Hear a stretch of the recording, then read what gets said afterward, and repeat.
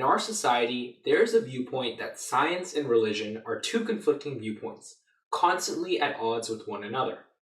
Science views the world with empiricism and through experimentation and gathering of evidence. Religion views the world with mysticism and through faith. Both seek truth and understanding, but in fundamentally opposing ways. The ways these groups make sense of the world around us has contributed to a great social rift between religious and scientific communities. There is a perception that science and religion are in conflict, and this perception has consequences. My name is Ishaan Sinha, and I am a practicing Hindu and scientific researcher. I believe that while it's pointless to debate the existence of the supernatural, it's important to explore why this perception exists in the first place. My parents immigrated to the United States from India. I was born here, but I grew up sharing many of the cultural characteristics and traditions found in India. Hindi, a language predominantly spoken in India, was my first language, and like much of the Indian population, my parents and I practiced the Hindu religion, known as Hinduism. Hinduism has been, and continues to be, a very big part of my life. On Saturday afternoons, my family and I visit the local temple, and we pray nightly with a little shrine. This shrine is particularly important to me because my parents chose to put it in my room when I was born, and it's been there ever since. My entire life, I've had this shrine close, reminding me of God's presence. It's felt like a watchful protector even, lulling me into a sense of security. Hinduism shapes a lot of my internal values. Hinduism believes in the idea of reincarnation, that your soul is reborn into another living thing. However, reincarnation depends on how much you have helped this world. This influences your next life, who you'll be. It inspires me to help the world as much as possible, to make the biggest positive contribution that I can. This motivation has given me a solid work ethic and a drive to achieve. It was the seed of my ambition. In fact, this drive is what exposed me to science. Last year, I got a summer internship at a local computer science research lab at Portland State University. I had dreams of discovering the next big breakthrough that would revolutionize mankind. Of course, I learned that science research doesn't work that way. By testing theories over and over again, hypotheses can be upheld or debunked. Each experiment and research project is a baby step towards greater understanding. It's a tedious slog towards discovery. Nevertheless, I aimed high and I worked hard. My internship was project-based, and for my project, I created a new smart glass for the hearing impaired that showed where people were talking and what they were saying. This assistive technology granted users an increased sense of spatial awareness. In short, my research was very successful and went on to win a national science competition. I was invited to present my work at the Massachusetts Institute of Technology, where I received funding and mentorship for the continuation of my project. I also published a paper to an international conference. And from dedication to this work emerged an intellectual and spiritual reckoning.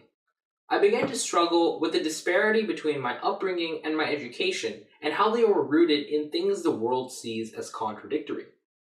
I allowed these two sides of me to be conflicted, fighting against one another. My pursuit of science gave me a calculated and logical mindset, while religion inspired me to think boldly and creatively. See, it felt like these two conflicting ways of thinking, each being controlled by science and religion, were playing a game of tug and war, fighting to take control over the way I viewed the world. To me, it felt like one mentality had to win, and the other had to vanish. However, I was well engaged with religion and science, thus both mentalities had a very strong influence on me. For me, it was unlikely that one mentality was going to dominate the other. I had to find a way to reconcile the opposing mentalities and end the game of tug and war. In my next project, I not only tried to create the next big scientific breakthrough, but also tried to find that middle ground between a scientific and religious mindset. Like last time, my religious mindset led me to think boldly and creatively, without considering the possible technological barriers. And it made me think, what if we could find a way to track unrefrigerated food? Then, I led my scientific mindset to do the rest. I broke down the problem, assessed the stakeholders, designed a model, and eventually prototyped a camera system that detected when food had been outside of the refrigerator for too long. The tug and war was complete, with neither the winner or loser. I was able to take view of my goals from different mentalities to overall make the most change. It made me realize that for my project, science and religion can coexist if you use them to view different aspects of the project. The reason there is a perception that science and religion conflict is due to the fundamentally differing ways they look at the world. However, I was able to apply these differing ways of thinking to the same project.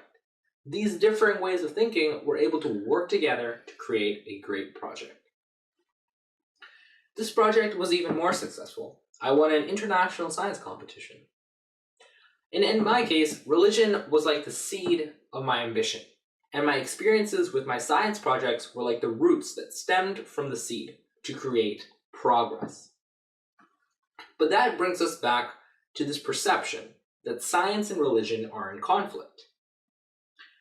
I know my story is my own and that this experience is not directly applicable to everyone.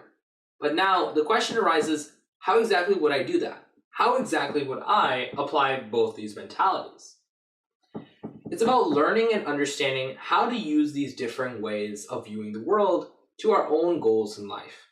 To this end, on a personal level, one can reconcile the ideological differences between science and religion.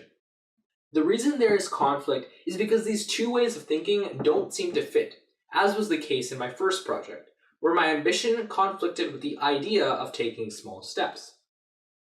However, in my second project, I learned how to use these different ways of viewing the world to achieve greater progress.